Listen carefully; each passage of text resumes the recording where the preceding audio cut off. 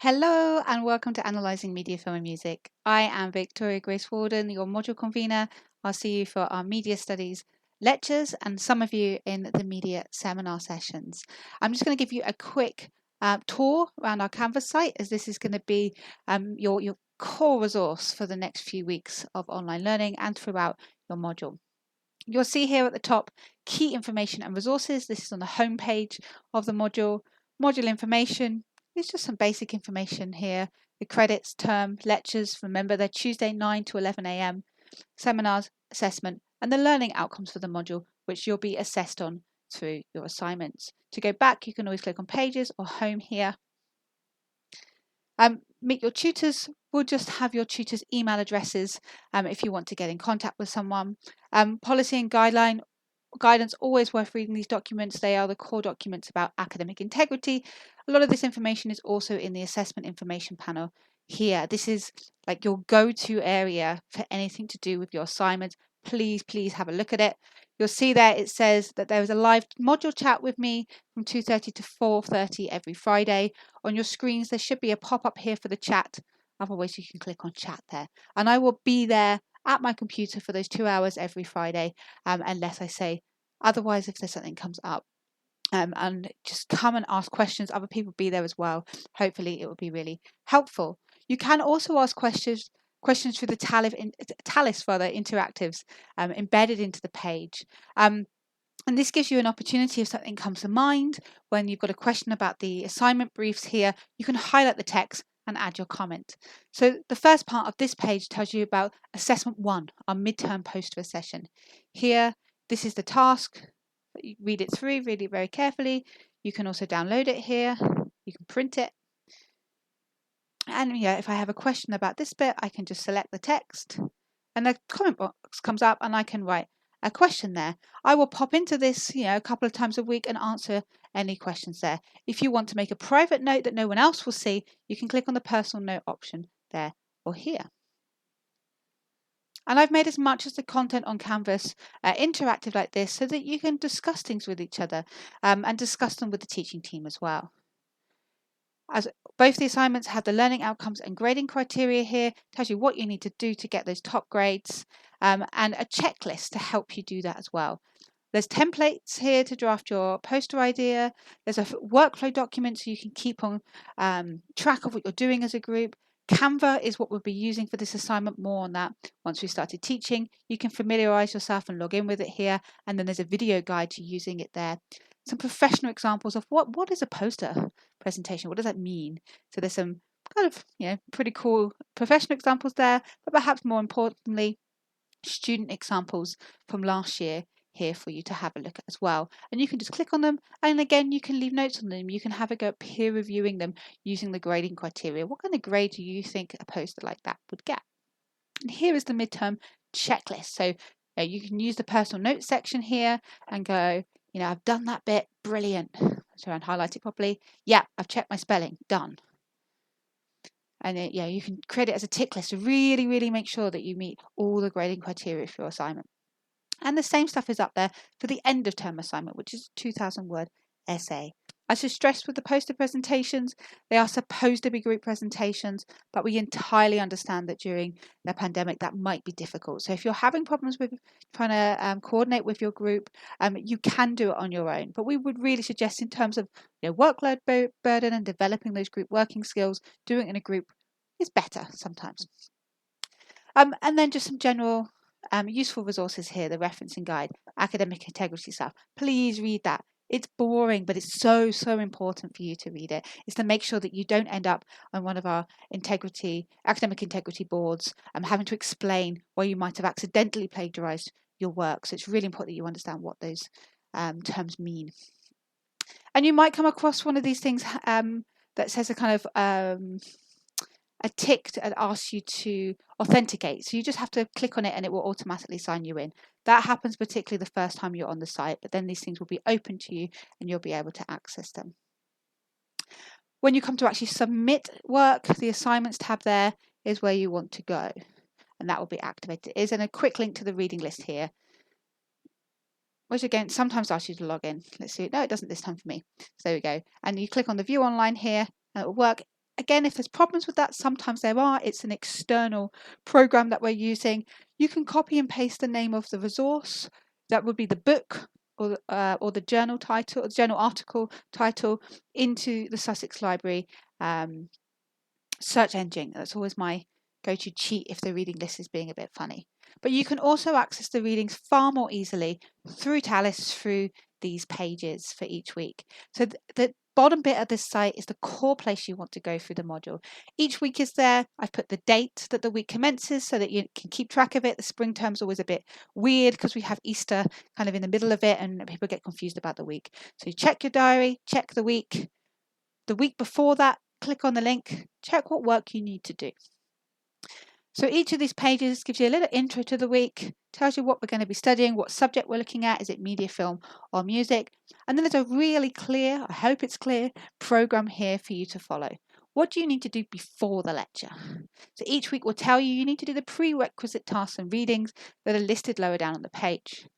When's the lecture? How do you get to it? Here. Online lecture, bang, click it, opens. So all of your lectures will start in the familiar space of Zoom. We're always going to start in a space that I think now everyone has kind of got a handle of, even if some of us feel Zoom fatigued.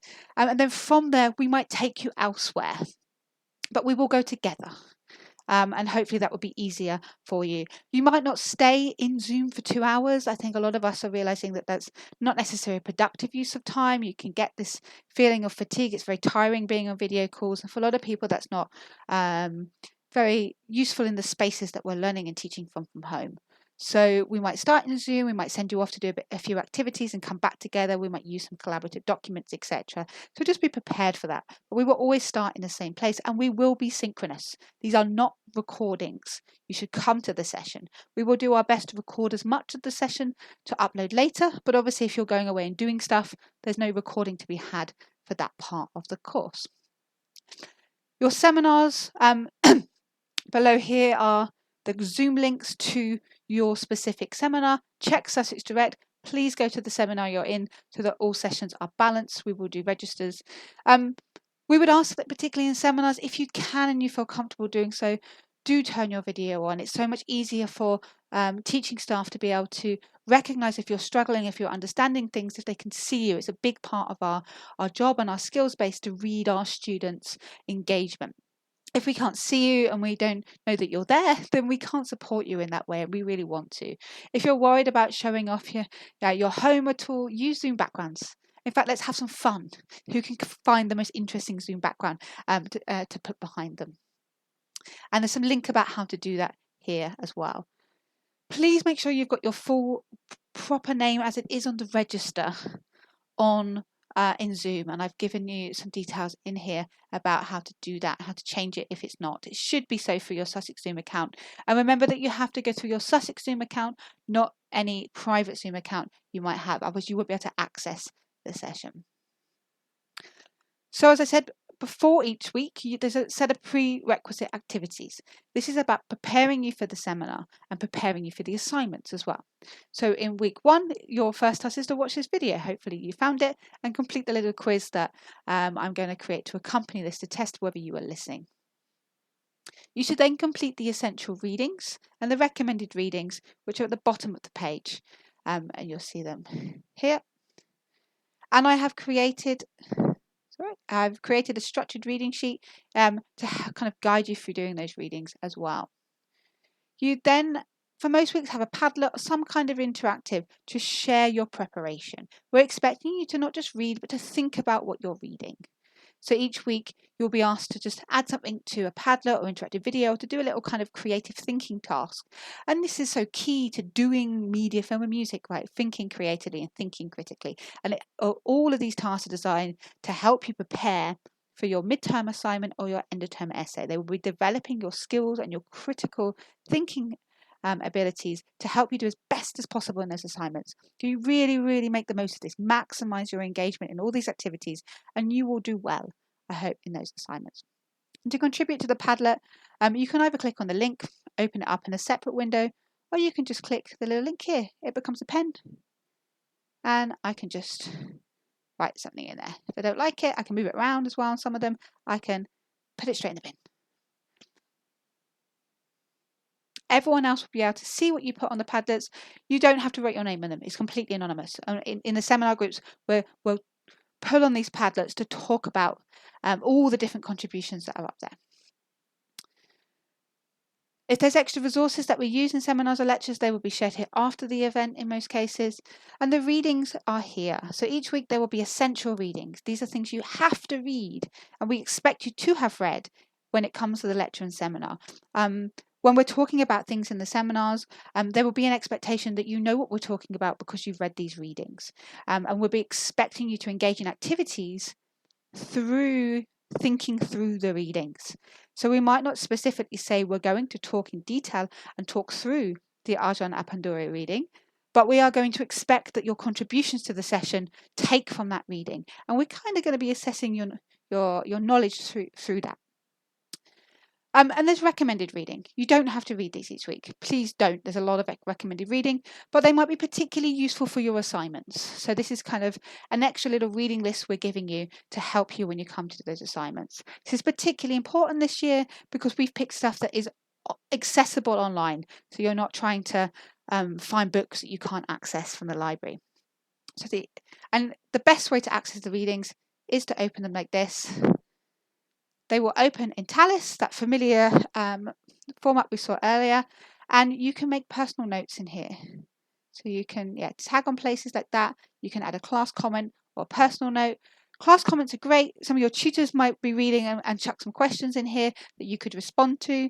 I might do the same. You can do the same as well. You might have a question that you want to be raised in the seminar, and you could ask that question here, and then your tutor or the convener or the lecturer can bring that question to the fore in the work that they're doing with you. But you can also have a chat with each other, debate things. I don't agree with this because I've seen this example in the media. Add stuff and discuss things. It's a much more productive way of reading if we're critically engaging rather than passively just taking in the information. So as I said, each of your weeks follow pretty much the same formula there. Just click home and you're back. Please make sure that you're always looking a week in advance. So on the 25th of January, you're having a quick look at the 1st of February week. So you can plan the time that you need in that week and what you need to do and when you're going to fit in the tasks. So it's not a shock when it comes to the 1st of February that you've got maybe one more extra reading this week than you had last week and you hadn't allowed for that time. I can tell you now, this module is different in the way it's structured to last term. Those of you that did Introducing Media, Film and Music, we are teaching in 3 blocks rather than 3 subjects. So the first 3 weeks are globalization. You'll have media, film, music, all related to globalization. And then we do digital in the same order, media, film, music. Week 7 is a virtual poster symposium. There are no classes in week 7, but you're being expected to engage digitally in the symposium, and we will explain this later. You can look at the Canvas page to find out more about this. Week 11 is the same. Week 11 has no classes, but there are assessment tutorials, and these will be with the module convener, which is me, Victoria Grace Walden, or Vicky, and you can book an appointment. The bookings are already open for that week, anytime between Monday and Friday. I've taken the liberty of a few little breaks to eat, to go to the toilet, etc. But pretty much most times between 9 and 5:30 are available for you to book. They're 15-minute tutorials, and they are to help you with your final essay. Hopefully everything there is self-explanatory. As I said, you want to come and chat with me, join the chat on Fridays between 2:30 and 4:30. Also contact your tutors about very specific things related to those seminars. Contact the lecturers about specific things related to what they said in the lecture. All of their contact details will be on Meet Your Tutors by the week before term. I really hope you enjoy the module. Do get in contact with me if you have any general questions about the module. And I look forward to seeing you all in week 1.